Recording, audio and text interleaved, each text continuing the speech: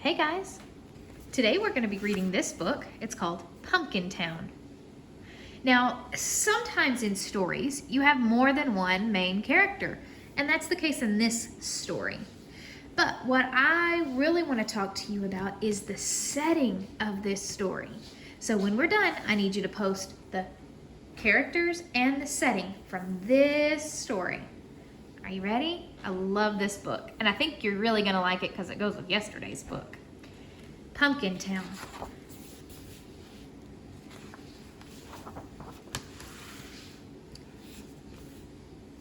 Come fall, Jose and his family would gather the pumpkins and collect the vines. Then 2 trucks took the fruit to faraway cities. Some were hollowed and carved, and others were saved for pies. But before the trucks took the pumpkins, Jose and his family saved a few. They needed the seeds. Jose's father always said, "Save only the best and sell the rest." So Jose and his brothers hollowed the best pumpkins and saved only the biggest, brightest seeds. They took the duller, smaller seeds to the edge of the field overlooking the town and tossed them. But one gusty, dusty October day, when Jose and his brothers took the lesser seeds to the edge of the field and flung them, the wind caught those seeds and carried them, and they didn't let them loose until they fell like rain down on a distant town. The seeds slipped into straw roofs and settled onto flower pots and sprinkled gardens. And it seemed to be the end of it. You think that's going to be the end of it? I want you to make a prediction. Yesterday we read a book about seeds that were somewhere they weren't supposed to be. How did they turn out? But the next spring, rain awoke those small seeds and plants began. More rain fell and vines grew every which way. They wrapped around chimneys and wound through the corn. At first, the townspeople liked the vines, for they were lovely and delicate. But then the vines began to climb up and down and around, growing leafy and thick. They snaked green and silent through one window and then another. Look at this.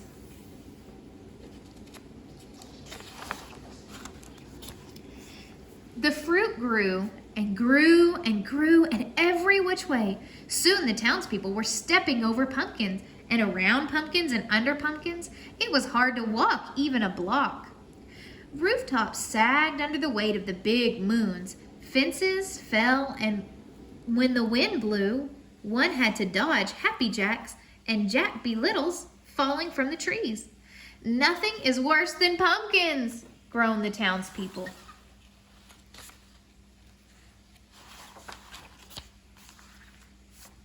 Meanwhile, up in the mountainside, Jose and his family cut and stacked their pumpkins, saving only the best, and when they were done, they stepped back and said, "Nothing is better than pumpkins."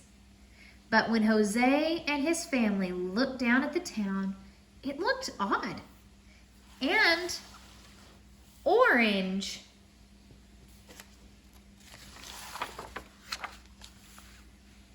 Since their fieldwork was done, and because Jose and his brothers were curious, they walked into town the next day. Where they saw more vines and pumpkins than they ever imagined. They remembered the gusty, dusty day where they had scattered the seeds. "It's our fault," whispered Jose. "We must do something," whispered his brothers. "We rest for now," whispered Jose.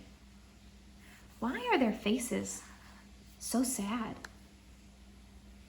Wow. Is it because they feel really bad for what's happened to the town? Was it their fault? But that night, Jose and his brothers cut and stacked the pumpkins and the vines. They worked quietly as they could, but some townspeople still sneaked peeks. They marveled at how well the brothers worked. The brothers climbed up, poked holes twined through the trees, and snaked silent through one window and out another, gathering and stacking pumpkins on the vines. When the townspeople awoke, they discovered a mountain of pumpkins and a hill of vines and a mound of tired brothers.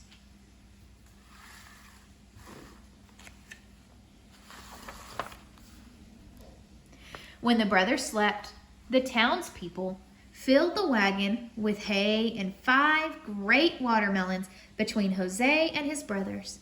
And thanks for their aid, that wagon took the brothers back to their home, where they were laid in glossy grass, still sleeping. When their father found them, he asked them what they had done to deserve such great watermelons. "We helped the townspeople with their harvest," the brothers said, which was true, and nothing more was said. Why didn't they want to tell Dad?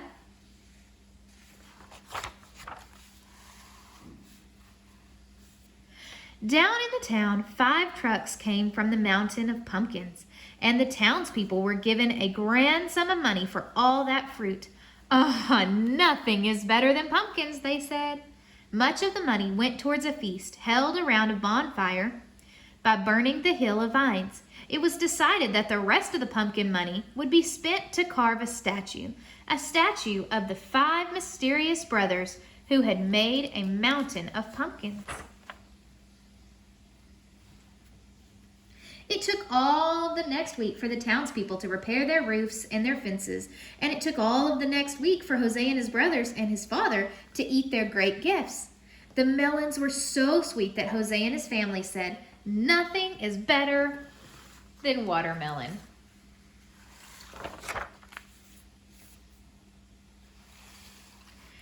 "Be careful with the seeds," Jose's father said.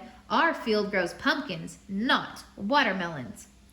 So Jose's family filled a great bowl with seeds, and those seeds were forgotten until a day later, when the wind roused Jose's father at night. He feared that some of those watermelon seeds might be blown into their field.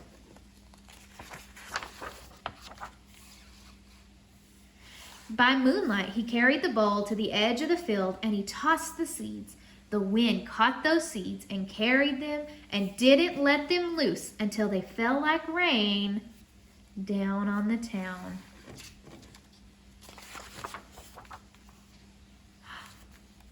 There's that statue. The watermelon seeds slipped into straw roofs and settled into flower pots and sprinkled the gardens and slid into soil around the statue of Jose and his brother. And it seemed to be the end of it. You think that's going to be the end of it? Oh, I don't think it is. So I have a question now. I'm going to bring you to me. Hi. I have a question now. Were there any similarities between yesterday's book and today's book? Remember, too many pumpkins. She had pumpkins everywhere. What about this book, Pumpkin Town? Can you tell me one thing that was alike in both of those books? And don't forget, you need to tell me the characters and the setting.